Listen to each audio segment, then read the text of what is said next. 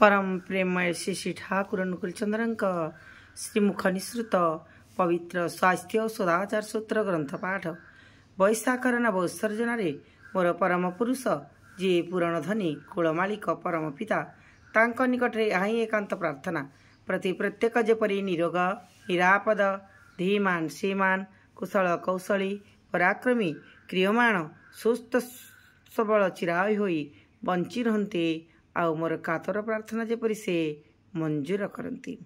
स्वास्थ्य सदाचार सूत्र घ्राण द्वारा कौन केबे हेले भोजनर फल मिले?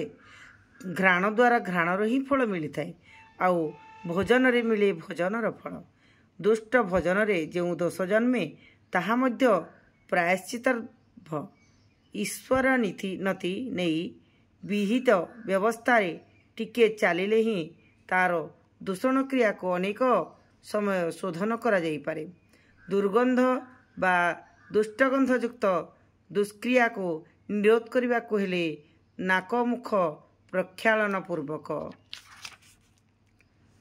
ईश्वर नीति सहित तांकर नाम जप करिले ही ताहा अपनोदन होई थाए प्रायश्य।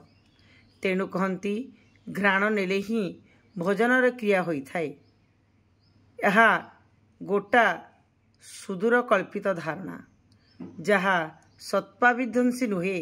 एपरी सामान्य त्रुटि रे शोधन संबंध न करी काहाको पतित करी रखिबा कृष्टिघाती मूढ़त्वर ही लक्षण।